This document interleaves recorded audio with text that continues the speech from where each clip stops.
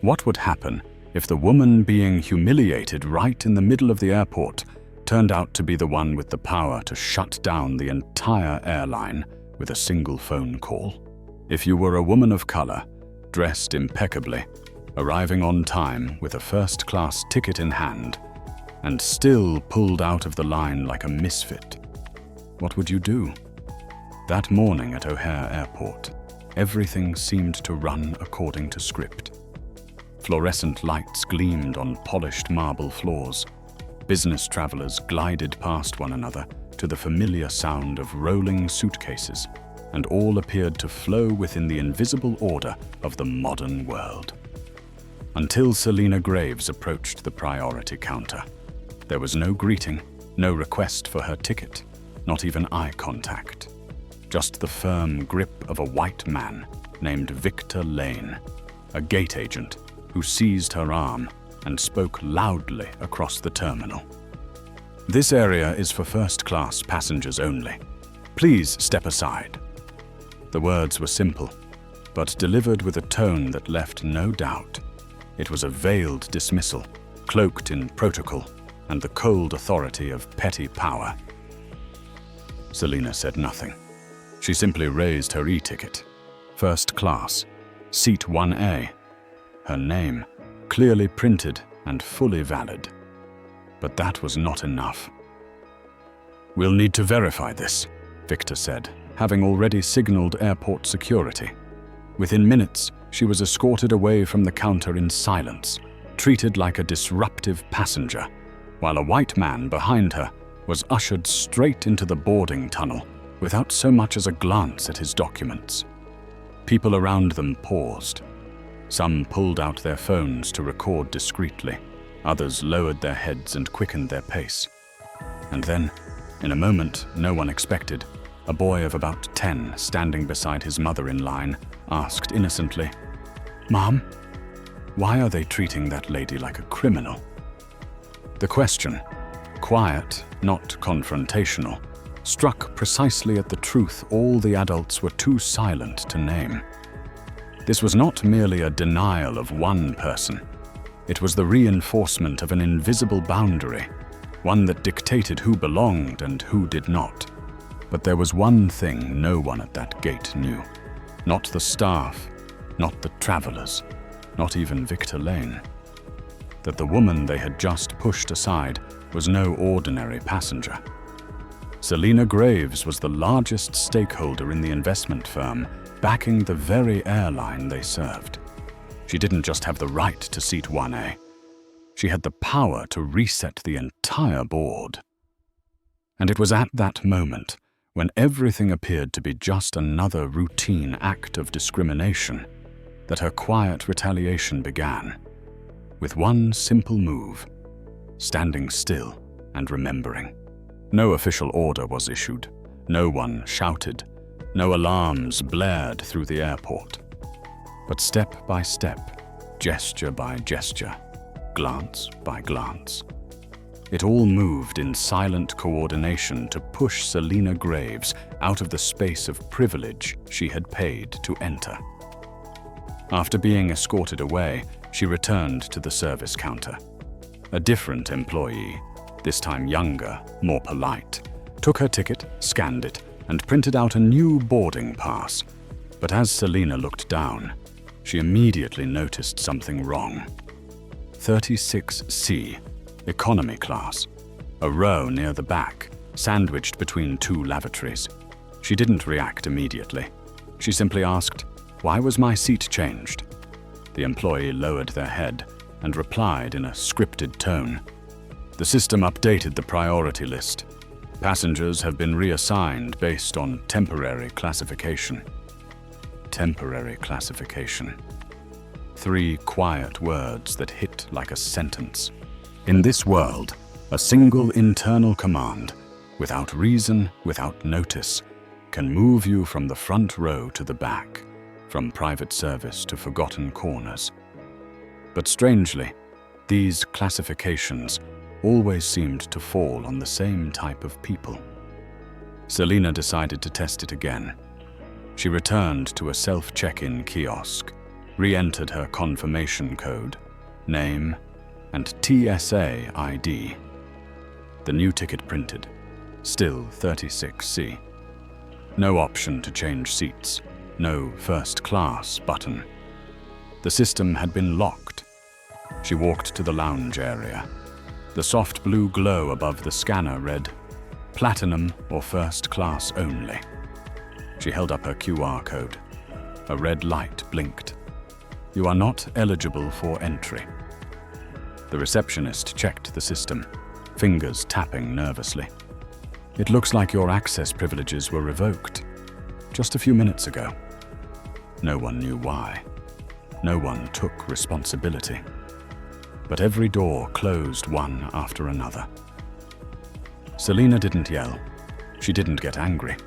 She simply sat near the window, opened her tablet, pulled up the seat map, stared closely at 36C, the row everyone avoids, and whispered to herself, they don't want me here. But they are going to see me here until the very last minute. Sometimes rejection doesn't require a single word. It shows up through avoided eye contact, rehearsed shrugs, and cold system notifications no one takes responsibility for. When Selina Graves walked toward the first-class dining area, where every seat was wrapped in leather and each table set with lemon-infused water, she only wanted to receive the special meal she had pre-ordered 4 days earlier. Not because she was difficult, but because her immune system required a strict dietary regimen. No gluten, no dairy, no sodium, as prescribed by her physician. But when she scanned her card, the staff member glanced at the digital roster and said with indifference, I'm sorry, your name is no longer on today's catering list. Selina pulled out her phone and showed the confirmed receipt. The staff member looked flustered. There may have been a system error, but that meal was just given to another guest. Behind her, a man in a suit received the exact vegan keto tray she had requested. He didn't even look back as the tray was handed to him. Selina didn't argue. She simply stood still, slipped her phone back into her pocket, and walked away without taking anything. Her low heels tapped rhythmically against the polished stone floor, but inside, each step landed like a knock against a growing fracture. She returned to the waiting area. A service cart rolled by, distributing water and snack packs. The young attendant passed her row without stopping. When she raised her hand, he paused, checked his list, then leaned in slightly as if to whisper discreetly, You're not on the service roster today. We were instructed to be selective with passengers, to avoid those flagged for causing trouble. Each word cut like a blade, light but deep. Selina asked calmly, Are you saying I'm trouble? I didn't say that, he quickly replied. I'm just following directions. She nodded. I understand. But in truth, she understood more than he could imagine. This was no longer a series of isolated incidents. It was a coordinated system, without signatures, without accountability, but with plenty of evidence. And all of it was being recorded, not with words, but through precise steps she had prepared for years. For a moment exactly like this. After being denied water, a meal, and even the right to sit in peace, Selina realized none of these incidents were accidental. She decided to reclaim her handbag, which had been taken under the pretense of being oversized.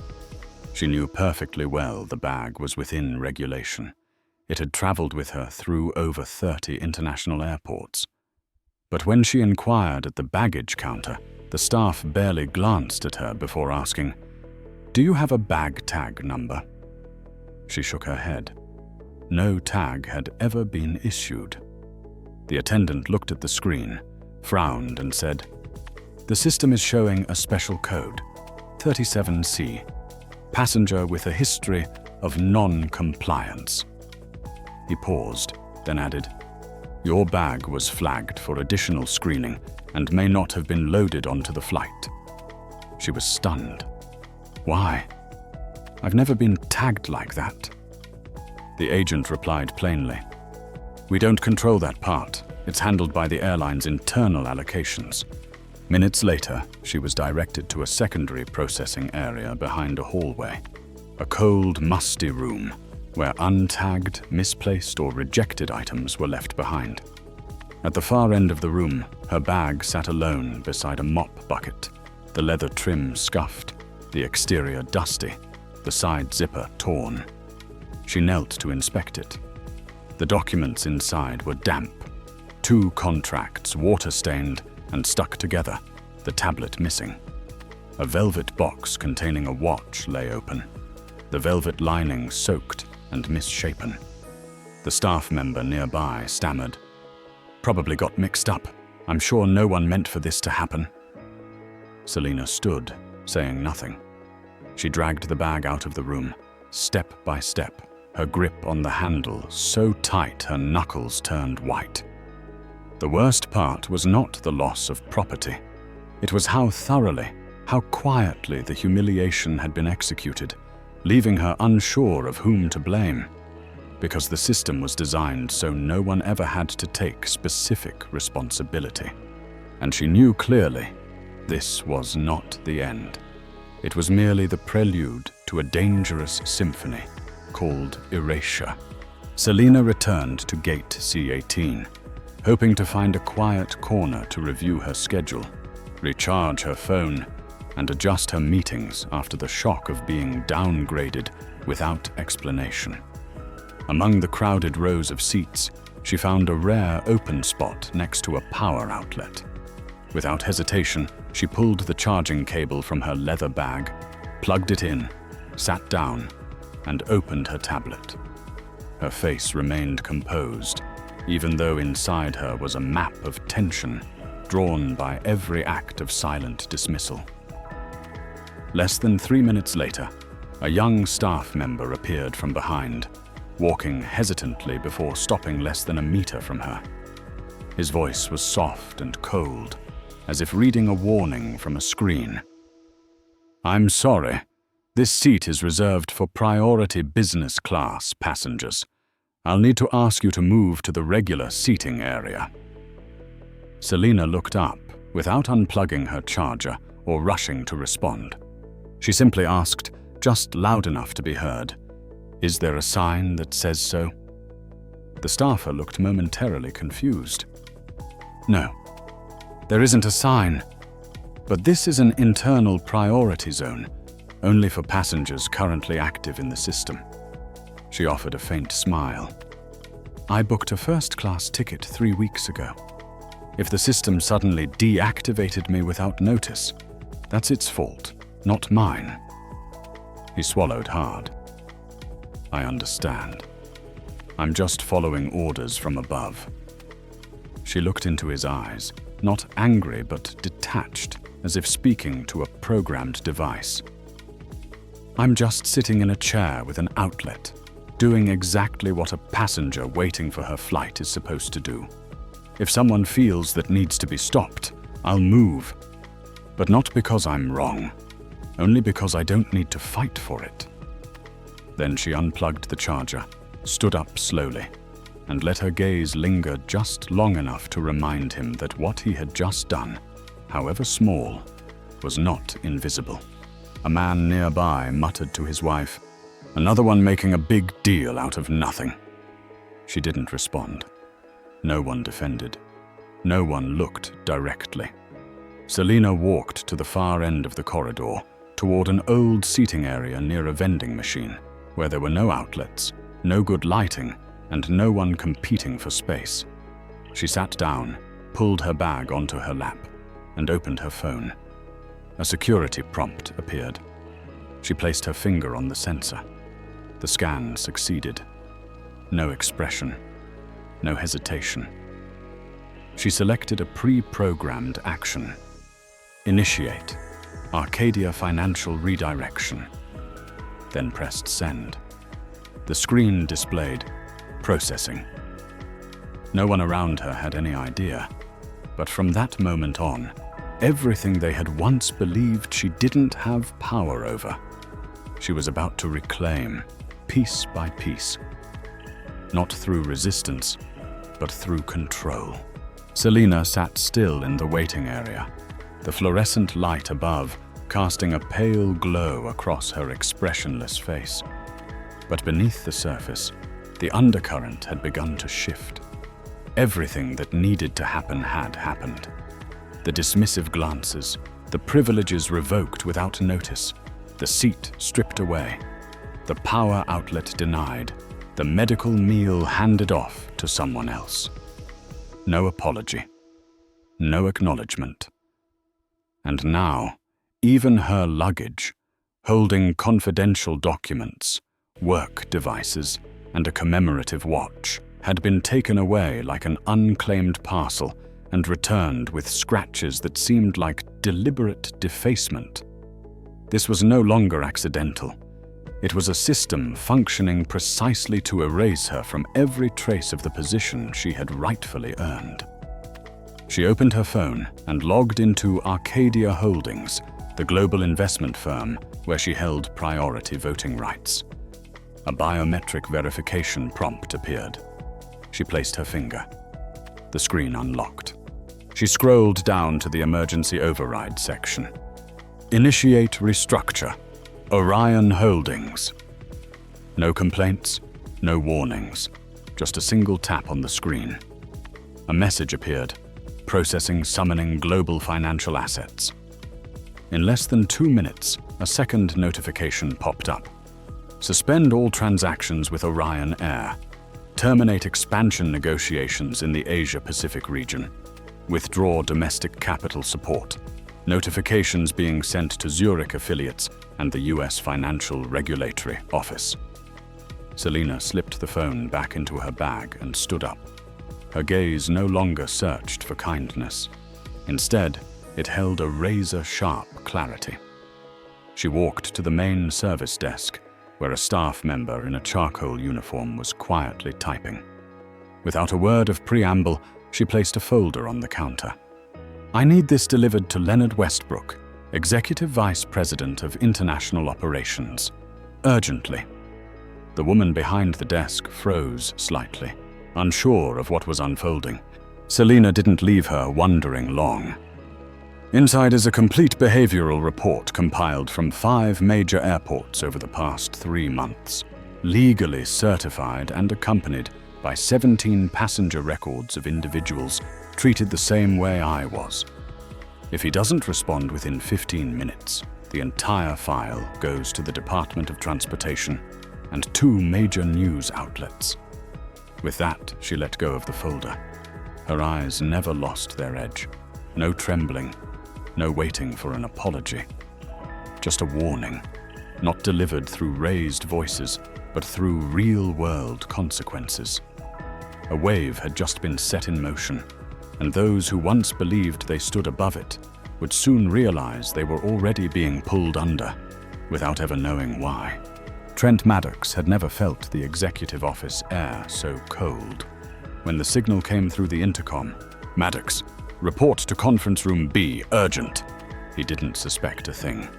With the confidence of someone who believed he was always in control, he simply turned to his assistant and said calmly, "Quick meeting. Hold the desk for me." And then he walked straight down the internal hallway, unaware that the door opening ahead was in fact the tunnel to the end of his career. Conference room B, an enclosed space reserved only for crisis situations, had been reactivated that day. Inside, there were no murmurs of discussion. Only 3 people were seated. 2 regional directors and a legal advisor who had been summoned from headquarters just hours earlier. On the table, a single folder lay motionless, but radiated tension. Emergency Investigation Report, Selina Graves. As Trent entered, he immediately felt the heavy pressure waiting in the room. There were no greetings, no head chair reserved for him as usual. The legal advisor slid a white envelope forward. "This is a resignation letter," and a liability waiver. If you sign, the matter ends here. If you refuse, we will release everything." Trent raised an eyebrow, let out a faint smirk, and spoke evenly. "An unruly passenger was dealt with by the book. Why are you all so tense?" This time, the regional director, who rarely spoke, responded coldly. "The issue is not that she caused a scene. The issue is that you designed an entire process to eliminate her." Then he read out each point clearly. "You manually removed her name from the priority list, revoked her lounge access, tampered with ticket information, and flagged her with Code 37C, a code reserved for critical security risks, with no legal basis. And you did all of that, not just to one person." The lawyer continued, "This report contains at least 24 other passengers whose itineraries were systematically manipulated. Same process, same identifier, same outcome. Stripped of rights with no explanation. And you are the only common link in every case." Trent no longer smiled. His face began to tighten. His hand clenched the edge of the table. Sweat gathered at the back of his neck. "I never meant harm," he whispered, a feeble attempt at a defense, but no one responded. Only the wall clock began its countdown. 30 minutes for a final decision. He looked at the envelope, then at the eyes before him. Cold, firm, unflinching. There was no pity, because what he had built wasn't a mistake. It was a system. And today, that system was dragging him under, precisely the way he had once done to others. When the announcement echoed through the terminal in a sharp and unfamiliar tone, all Orion air flights are temporarily suspended for internal investigation. The entire airport seemed to hold its breath. The electronic boards simultaneously shifted from green to red, signaling mass cancellations. Staff scrambled, passengers made frantic calls, and mid-level managers tried to calm the panic with explanations no one believed. But at the center of the chaos, Selena Graves stood still.